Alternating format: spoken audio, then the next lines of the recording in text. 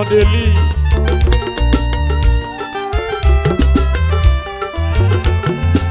Eni melwa sena, ekwe medugere nene. Eni melwa sena, ekwe medugere. Aitas.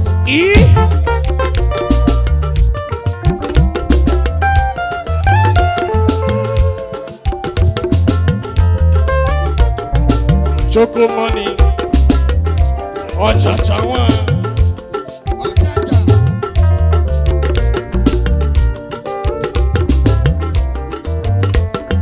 Eni melwa sena, ekwe medugere dagure. Eni melwa sena, ekwe medugere.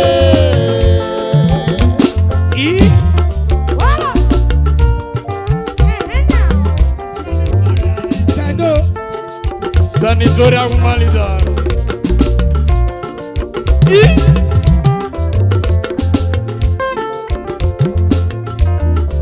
Okafi, kendo communication.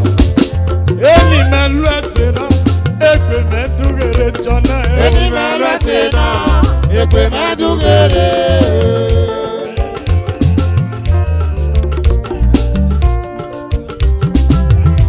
Jona. Ikeke yekwe, ikeke yekwe, ikeke yekwe, ikeke yekwe, ikeke yekwe, ikeke yekwe niya. Eni melwa sena. Hola.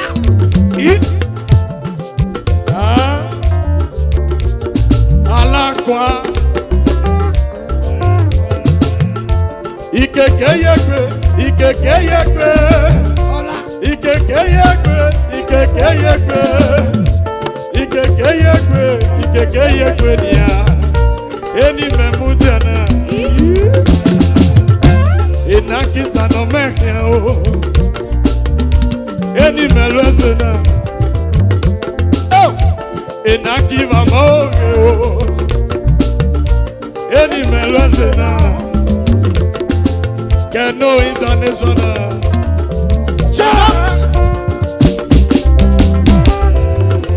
Omologi Akwasa, young composer.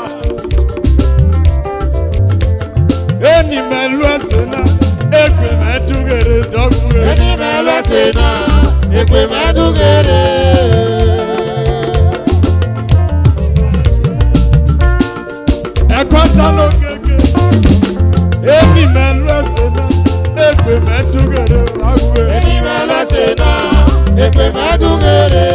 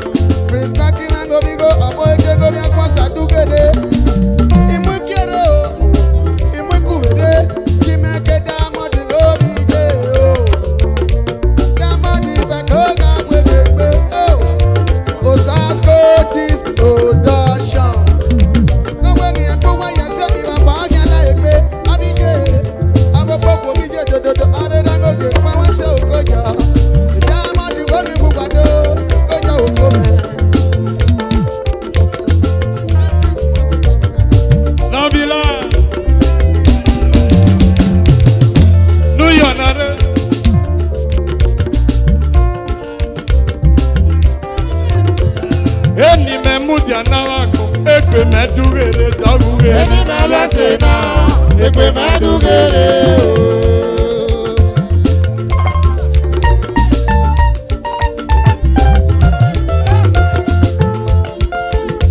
No yer, agbori afami o. No kwa regbe me ko hamosa. No mo regbe me o hamosa nia. Eni melwese na. Ega kwame okine niame. Ekori avese. E azowe woto kine niame. Oh!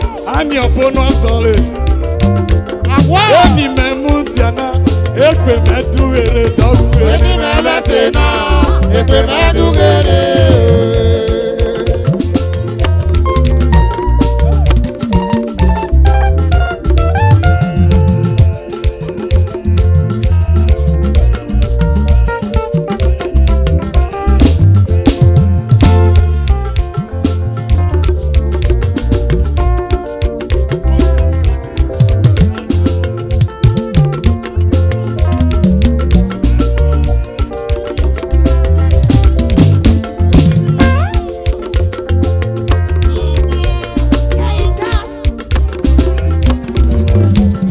Eni melwese no saro ekwe medugere dogure. Eni melwese na ekwe medugere.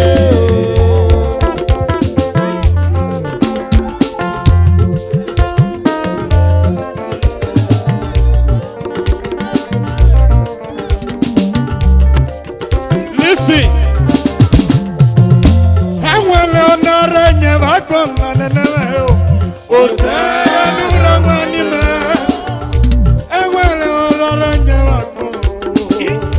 Jesu yanu rewane. I'm talking drama.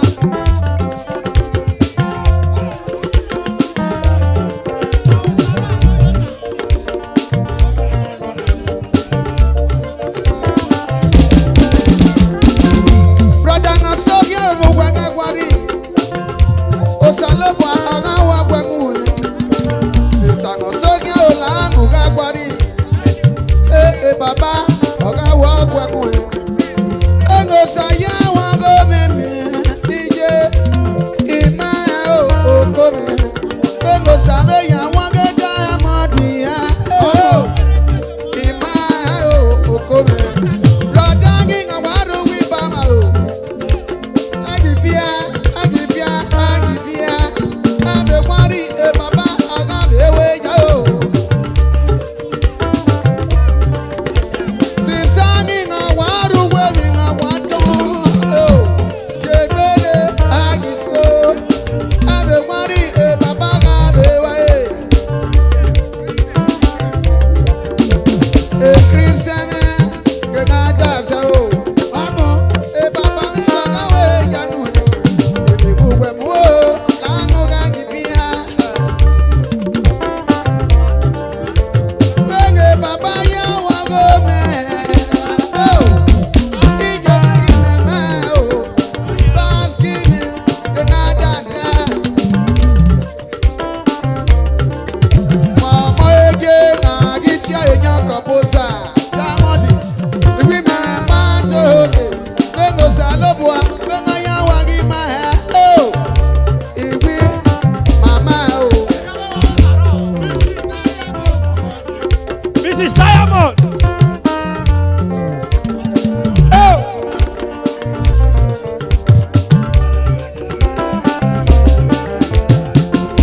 Enwele oriole nye makona nenewe o.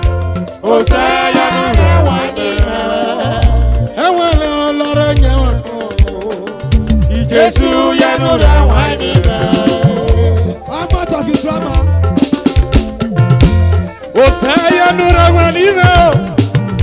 Enwele olore nye wakona. Jesu yanura wanime. Eni melutu te o kale kipele o. Wo yanura wanime o. Enwele olore nye wakona. Jesu yanura wanime. Enwele olore nye wakona o. Ose yanu rewane. Enwele olore nye wakona. Okay o.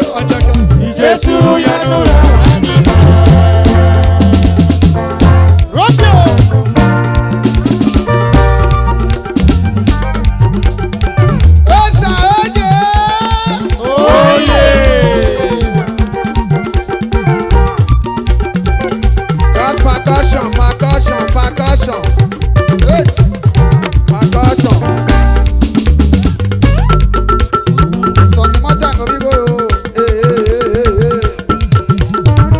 Oje menge gije, awi man like the baby. I take him up from here. Ola, don't be money mango, we go.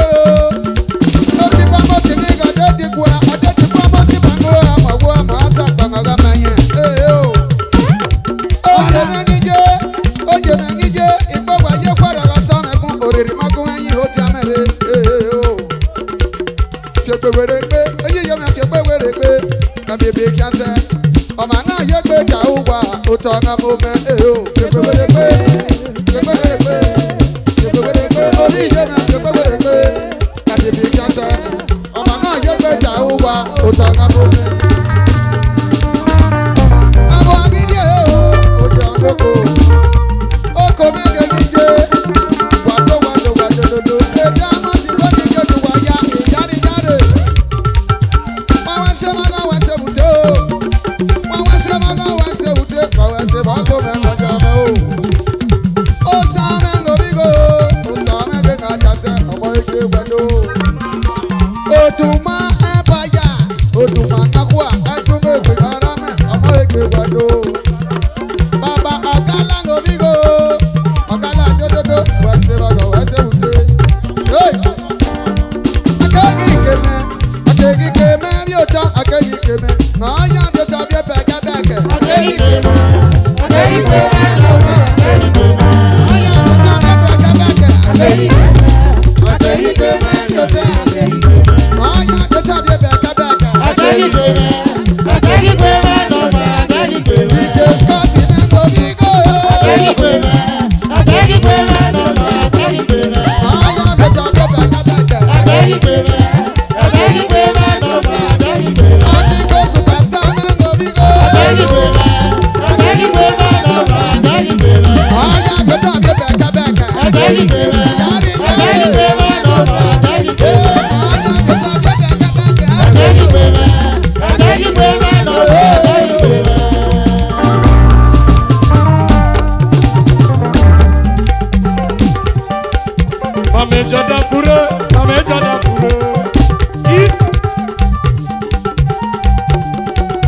Mame jada fure. Mame jada fure. Ọ̀nà yẹ́gà fọ́lẹ̀ rẹ̀ pé. Mame jada fure.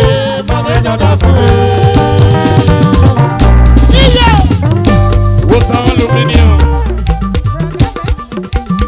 Mame jada fure.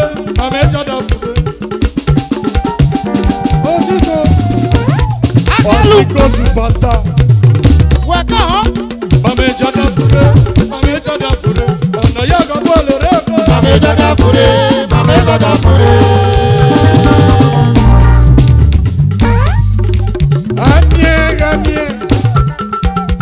Amie oshovako.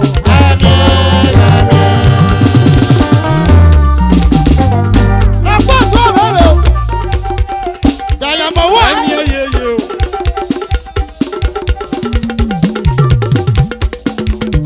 Wosan aluminium. Wulu ne omi ọ̀sán.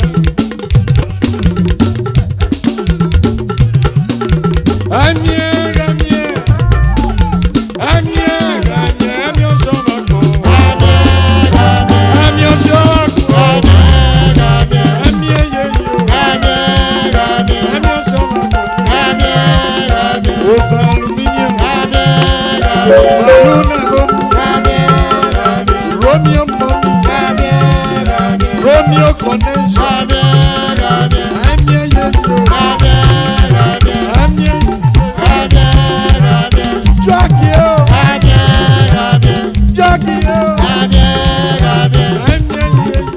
Amie oshovako.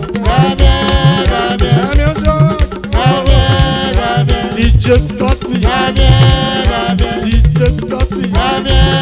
Romeo Wulu ne omi. Amie oshovako. Esani goye.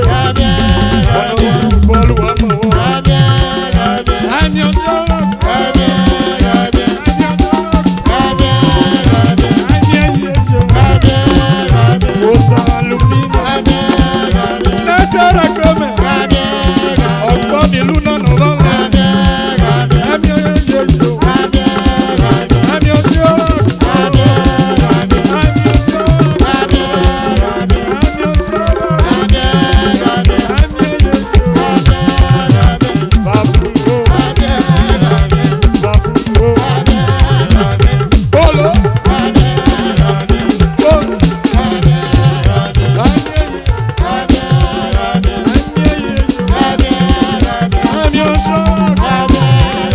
Osa alumini. Osa olunemo. Osa olunemo. Osa Osa oyi. Osa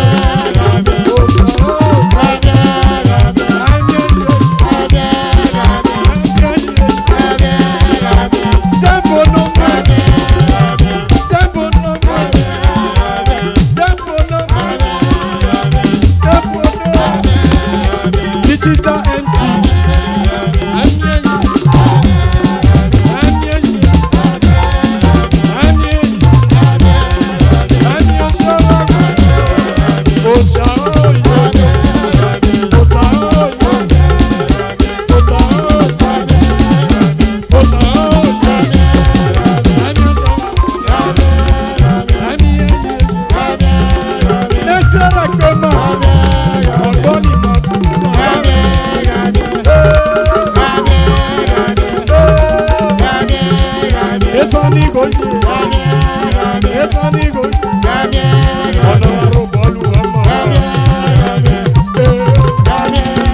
Romeo cryptocurrency, Romeo money, Eddie Ben,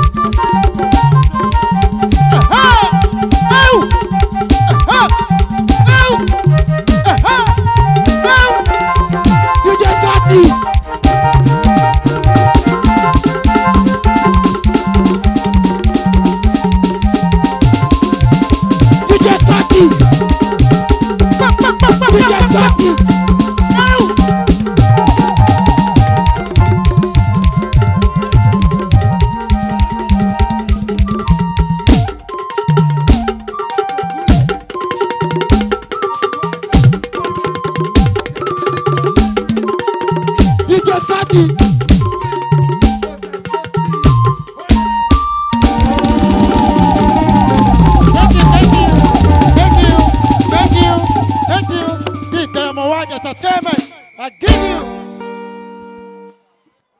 Thank you. God bless you.